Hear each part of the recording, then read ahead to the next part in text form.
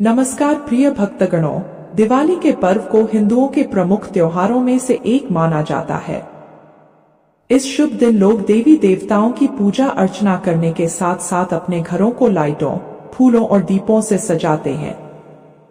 हर साल दिवाली से एक दिन पहले कार्तिक माह में आने वाली कृष्ण पक्ष की त्रयोदशी तिथि के दिन धनतेरस का पर्व मनाया जाता है। धनतेरस के दिन धन की देवी माता लक्ष्मी, भगवान गणेश, धन्वंतरी देव और कुबेर देवता की पूजा का विधान है। हिंदू पंचांग के अनुसार इस बार धनतेरस का पर्व 29 अक्टूबर 2024 को मनाया जाएगा। धार्मिक मान्यता के अनुसार धनतेरस के दिन सोना, चांदी और नए बर्तन आदि खरीदना शुभ माना गया है। हालांकि सोना और चांदी के अलावा कुछ चीजें ऐसी भी होती हैं जिनको धनतेरस के दिन खरीद कर घर लाना शुभ होता है। चलिए जानते हैं धनतेरस के शुभ दिन कौन सी 5 चीजें खरीदना शुभ माना जाता है। धनतेरस के शुभ दिन झाड़ू जरूर खरीदनी चाहिए। झाड़ू को धन की देवी माता लक्ष्मी का स्वरूप माना जाता है, जिसे घर लाने से बरकत होती है। खास तौर पर आर्थिक स्थिति में मजबूती आती है। धार्मिक अनुष्ठानों में खास तौर पर हल्दी की गांठ का इस्तेमाल किया जाता है। खास तौर पर धनतेरस के शुभ दिन हल्दी की गांठ को खरीदकर घर लाना शुभ होता है। इससे घर में मौजूद नकारात्मक ऊर्जा खत्म होती है। साथ ही घर वालों को बुरी नजर भी नहीं लगती है। इसके अलावा तरक्की की राह में आ रही बाधाएं भी कम हो जाती हैं। धनतेरस के दिन खील, बताशे जरूर खरीदने चाहिए। इन्हें इस शुभ दिन घर लाने से माता लक्ष्मी और भगवान कुबेर की कृपा प्राप्त होती है। साथ ही पैसों की कमी का भी सामना नहीं करना पड़ता है। धनतेरस के शुभ दिन नमक खरीदना भी शुभ माना जाता है। धनतेरस के दिन कुछ विशेष वस्तुएं नहीं खरीदने की सलाह दी जाती है, क्योंकि इन्हें अशुभ माना जाता है। जैसे कि लोहे से बनी वस्तुओं को अशुभ माना जाता है। खासकर चाकू, कैंची या अन्य धारदार वस्तुएं नहीं खरीदनी चाहिए, क्योंकि ये विवाद या नकारात्मक ऊर्जा का प्रतीक मानी जाती हैं।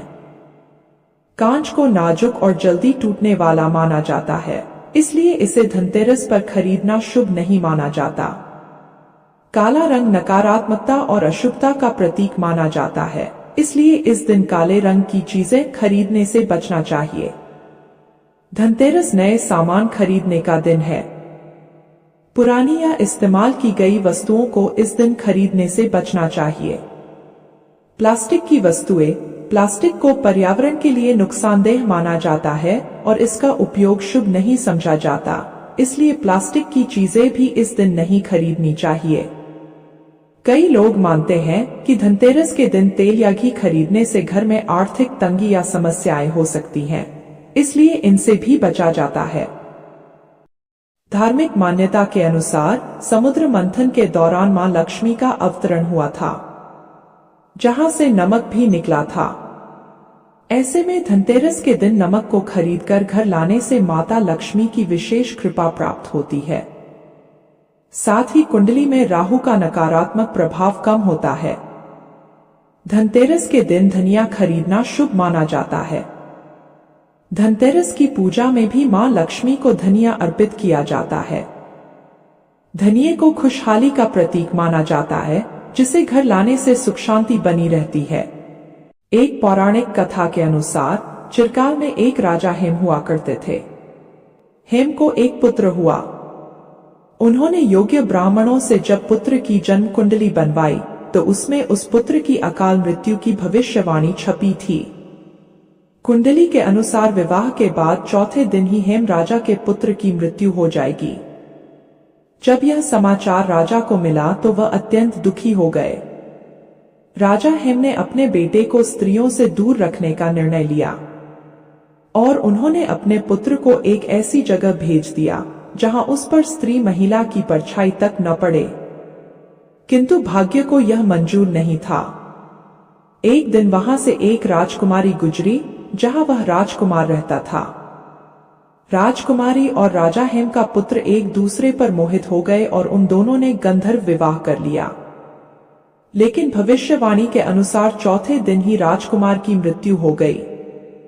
यमदूत जब राजकुमार के प्राण लेने आए तो राजकुमार की नवविवाहिता राजकुमारी जोर जोर से विलाप कर रही थी। राजकुमारी की वेदना सुन एक यमदूत अत्यंत भावुक हो गया और उसने अपने स्वामी यमराज से पूछा कि महाराज, क्या कोई उपाय है जिससे इस तरह अकाल मृत्यु से बचा जा सके। इस पर यमराज ने कहा कि धनतेरस की गोधूली बेला में यदि कोई प्राणी मेरे नाम का स्मरण करते हुए दीप प्रज्वलित करता है तो उसे अकाल मृत्यु की त्रासदी नहीं सहनी पड़ेगी। इसी मान्यता का अनुसरण करते हुए लोग इस दिन दिया जलाते हैं, जिससे प्रसन्न होकर मृत्युदेव उन्हें अकाल मृत्यु के कोप से सुरक्षित करते हैं। इस प्रकार से धनतेरस के दिन को यमदीपदान के रूप में नामित किया गया था। इस प्रकार से धनतेरस की पूजा करने से मनुष्य की हर मनोकामना पूरी होती है और सुख समृद्धि मिलती है। बोलो जय श्री कृष्णा। हे भक्तगणों, कथा सुनकर आप सबको कैसा लगा कमेंट बॉक्स में बताना, और अगर आपने इस चैनल को सब्सक्राइब नहीं किया है तो जरूर करना। आप सभी का बहुत बहुत धन्यवाद। जय श्री कृष्णा। राधे राधे।